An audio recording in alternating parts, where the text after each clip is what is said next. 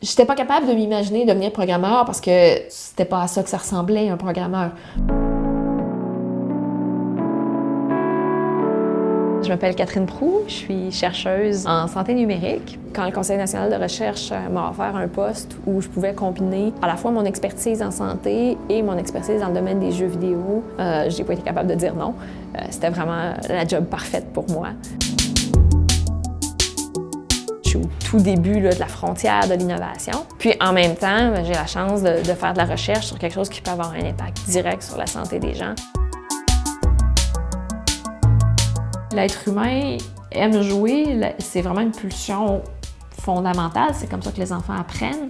Comme les gens ont vraiment l'impression d'être immergés dans un monde 3D complet, il y a du son, il y a du visuel, on pense que les habiletés qu'ils développent en réalité virtuelle ont de très bonnes chances de se transférer aussi aux habiletés de la vraie vie, ce qui est notre objectif au bout du compte.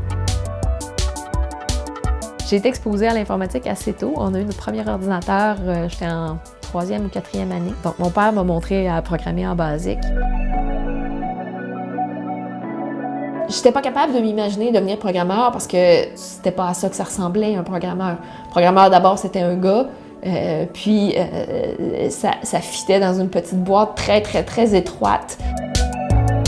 Ça m'est arrivé de me faire dire « mais tu ressembles pas à une chercheuse ». Mais il n'y a pas de modèle dans ce que je fais, puis il faut un peu les inventer, les modèles. Puis décider, ben c'est de ça que ça va avoir l'air une informaticienne. C'est de ça que ça va avoir l'air une chercheuse en réalité virtuelle. Vous n'avez pas besoin de ressembler à quelque chose, vous n'avez pas besoin de sacrifier tout le reste non plus. Mais à l'âge que vous avez aujourd'hui, l'important, c'est d'aller avoir plein d'expériences différentes, d'explorer l'ensemble de vos talents, puis de voir où est-ce que ça va vous mener.